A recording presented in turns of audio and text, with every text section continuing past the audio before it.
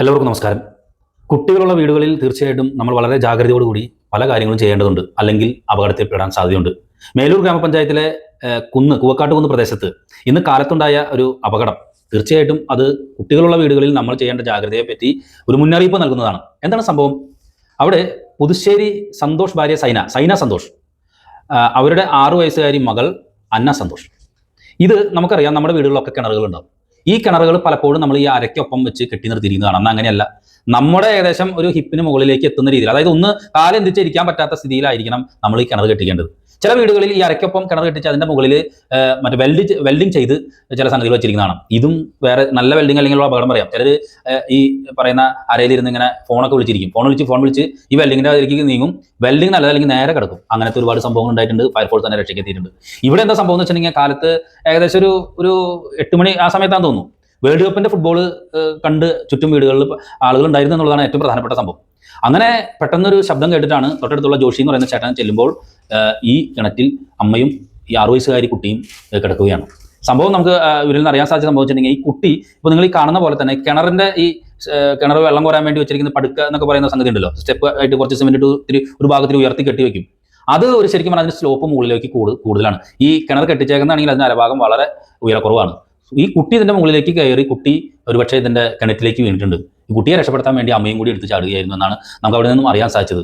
ഈ കിണറിന്റെ സ്ഥിതി എന്ന് പറഞ്ഞിട്ടുണ്ടെങ്കിൽ വളരെ വട്ടക്കുറവുള്ള ഒരു കിണറാണ്.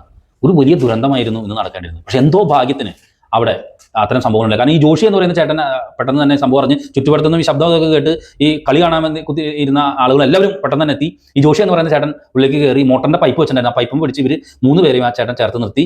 ആ ചേട്ടൻ കുറച്ചു നേരം കഴിഞ്ഞപ്പോൾ കൈ കുഴയുന്ന പോലെ ഒക്കെ തോന്നി. അതിനുശേഷമാണ് ഫയർഫോഴ്സ് എത്തുന്നത്.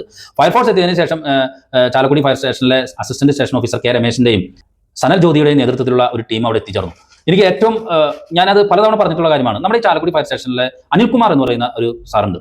അദ്ദേഹത്തിന് ഒരുപാട് അവാർഡുകളൊക്കെ ലഭിച്ചിട്ടുള്ള ആളാണ്. അദ്ദേഹം നടത്തിയിട്ടുള്ള രക്ഷാപ്രവർത്തനം, ഇന്ന് 2 സംഭവങ്ങളാണ് അദ്ദേഹത്തിന്റെ രക്ഷാപ്രവർത്തനം ഏറ്റവും പ്രധാനമായിട്ട് നമുക്ക് ബോധ്യപ്പെട്ട സംഭവം. ഒന്ന്, കൂടപ്പുഴയിൽ തടയണയിൽ പോയ ഒരാളെ രക്ഷപ്പെടുന്നതിൽ അദ്ദേഹം വളരെ ശ്രമകരമായ രീതിയിൽ, അതിസാഹസികമായ രീതിയിൽ തന്നെ ഇടപെട്ടു. ഇത് ഈ കിണറ്റിലേക്കും അദ്ദേഹം തന്നെയാണ് താഴത്തേക്ക് ഇറങ്ങിയത്. കിണറ്റിലേക്ക് താഴേക്ക് ഇറങ്ങി 3 പേരെയും ഈ അനിൽകുമാർ എന്ന് പറയുന്ന ഫയർ ആൻഡ് റെസ്ക്യൂ സേനാംഗവും അതുപോലെ തന്നെ സ്കൂബ ഡൈവറുമായിട്ടുള്ള അനിൽകുമാർ ശരിക്കും പറഞ്ഞാൽ ചാലക്കുടി ഫയർ സ്റ്റേഷന്റെ ഒരു ഐക്കണായിട്ട് മാറിയിരിക്കുകയാണ്. എന്ന് വെച്ചാൽ പല അവാർഡുകൾ അദ്ദേഹത്തിന് സ്വന്തമായിട്ടുണ്ട്. അദ്ദേഹത്തിന്റെ ജീവൻ മാറ്റി നിർത്തിക്കൊണ്ട് അതിനൊക്കെ എന്ത് സുരക്ഷിതത്വമൊന്നും നോക്കില്ല.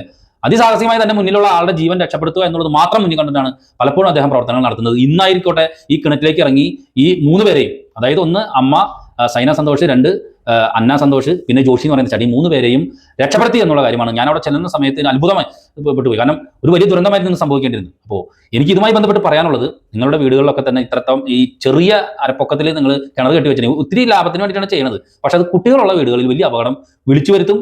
അത് വലിയ ദുരന്തത്തിലേക്ക് കലാശിക്കും. കാരണം നമ്മുടെ കുട്ടികളൊക്കെ കിണറ്റിലേക്ക് വീണ് കഴിഞ്ഞാൽ നമ്മൾ മോള് നോക്കിക്കോ, നമ്മളും ചാടണം. ഇത് എന്താ പറയാ, ഒരു വളരെ പ്രതികൂല സാഹചര്യത്തിലായിരുന്നു ഫയർഫോഴ്സ് അവിടെ നിന്ന് ആ 3 പേരെയും അവിടെ രക്ഷപ്പെടുത്തിയത്. ഫയർഫോഴ്സിന് പ്രത്യേകം അഭിനന്ദനം നേരുന്നു. അതോടൊപ്പം തന്നെ നമ്മുടെ വീടുകളിൽ ഒരു ജാഗ്രതാപരമായ ഒരു ഇടപെടൽ നടത്തേണ്ടതും നല്ലതാണെന്ന് ഓർമ്മപ്പെടുത്തുകയാണ്. Chalakudy fire station assistant station officer R K രമേശിന്റെയും senior fire and rescue officer Sanal ജ്യോതിയുടെയും നേതൃത്വത്തിൽ ഫയർഫോഴ്സ് സംഘം സ്ഥലത്തെത്തുകയും fire and rescue officer Anil Mohan കിണറിൽ ഇറങ്ങി 3 പേരെയും നെറ്റ് ഉപയോഗിച്ച് മുകളിലേക്ക് കയറ്റുകയുമായിരുന്നു. സേനാംഗങ്ങളായ Ratheesh PR, Adarsh SA, Arun K, Akhil R Nair, Arun VN, Sooraj Kumar, Vincy Davis എന്നിവർ രക്ഷാപ്രവർത്തനത്തിൽ ഉണ്ടായിരുന്നു.